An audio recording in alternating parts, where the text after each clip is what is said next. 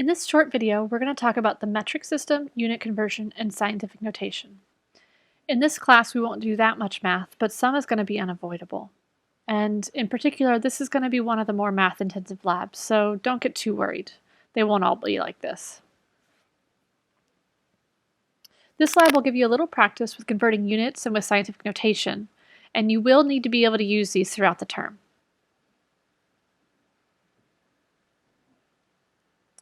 Let's start with scientific notation. So first of all, why does this matter? Astronomers have to deal with very large and very small numbers, and it can be very tedious to write these out with all of those zeros. So we often use scientific notation as a more compact way to describe these very large or very small numbers. Let's take a look at the example 1,200,000. I can write this out as shown, or you can imagine that I divide this number by 10. And if I do this, I'll be left with 120,000. But again, since I divided it by 10, if I multiply it by 10, that means it's still equal to the 1,200,000. Let's repeat this process by dividing by another 10. That gives me 12,000 times 10 times 10, or otherwise known as 10 squared. I can look at 1,200 times 10 to the third power, or 10s times 10s times 10, 120 times 10 to the fourth power, 12 times 10 to the fifth power, or 1.2 times 10 to the sixth power. Each of these lines says 1,200,000, just many different ways of writing the same number. So we can see that the 1.2 times 10 to the 6 is much more compact than our original 1,200,000.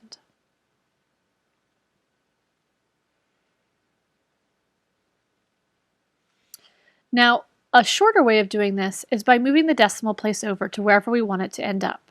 So it started at the end of all of those zeros, and if I move it 6 decimal places over to the left, then my decimal falls between the 1 and the 2, so 1.2. That 6 is why we had 10 to the 6th power. Let's repeat this with a number smaller than 1. How about 0.002? We'll do the same sort of idea, except instead of having 10 to the positive exponent, we'll have 10 to the negative exponent. So 0.002 is the same as 0.02 times 10 to the negative 1, or 0.2 times 10 to the negative 2, or 2 times 10 to the negative 3. Again, all of these are different scientific notations for the same number, 0.002. We can use the moving the decimal trick this way as well, except this time we're going to move it to the right. If I move it 3 decimal places to the right, then my decimal will come after the 2, and I'll have 2 times 10 to the negative 3. Now in this class, we'll be using lots of measurements of distance, mass, and time. The metric system uses meters, kilograms, and seconds, and we often use prefixes to describe very big or very small numbers of these. Let's use the numbers we just had a second ago to explore this concept a little further. We'll be focusing on mega, or million, and milli, or 1,000,000, So our 1,200,000 was equal to 1.2 times 10 to the 6. Let's imagine we're talking about seconds. So I could also say that that is 1.2 megaseconds, and I would write that as a capital M for mega and then an S for seconds. Our other number, 0.002, if we had that many seconds, we could write that as 2 times 10 to the negative 3 seconds. If I use my prefixes, that would also be 2 milliseconds, where the M in this case is written as a lowercase m. So capital M means mega, or million, and lowercase m means milli, or 1,000th.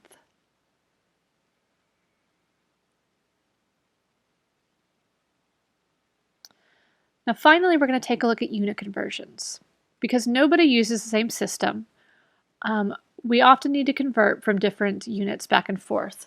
We'll focus on distance or length this time and go through some examples so you can see how to do this in a systematic manner. Let's start with converting height, which we normally describe as a combination of feet and inches, into just inches, and we'll use my height, 5'4", as an example. So people often write feet as a single apostrophe and inches as a double apostrophe, or some people may use the abbreviations FT for feet or IN for inches.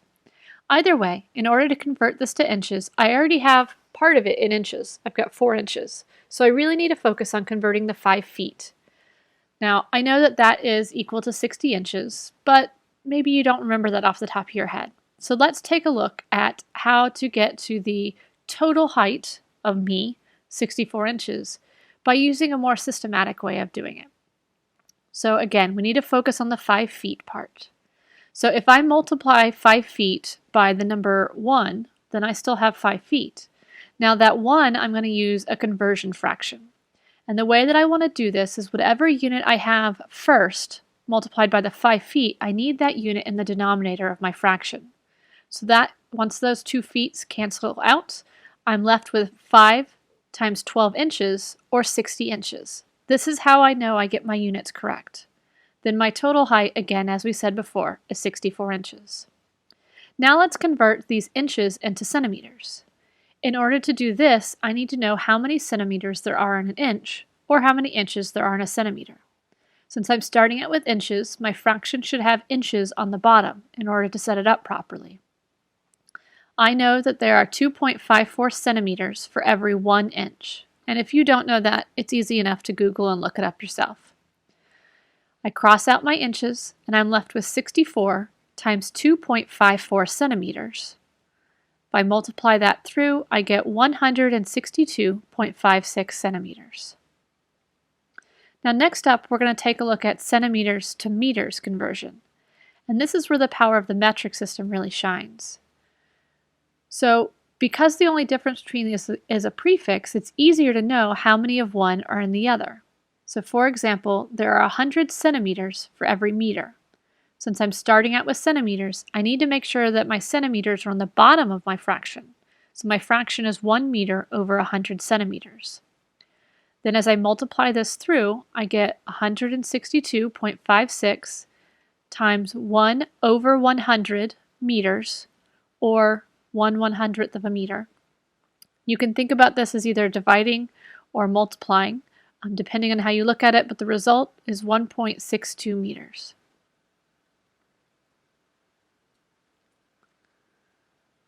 Now, you may not be used to using these kinds of conversions in your daily life, but you are used to doing conversions in your head all the time, and money is a really common one. So let's take a look at one final example, again using our very systematic way of doing it, from figuring out how many quarters there are in $2.75. In order to do this, I need to know what the conversion factor is. So we know that 1 quarter is equal to 25 cents, or $0.25. So I set up my conversion factor. If I'm starting with dollars, I need dollars in the denominator, so that's where the 0.25 goes. And I have 1 quarter on the top of my fraction. Multiply this through, and I get 0.275 times 1 over 0.25 quarters. You can multiply that through, or if you're a little bit more handy with math, you can do some cross multiplication. The result is 11 quarters. You may have been able to count that faster in your head, but again, this gives you a systematic way of looking at things.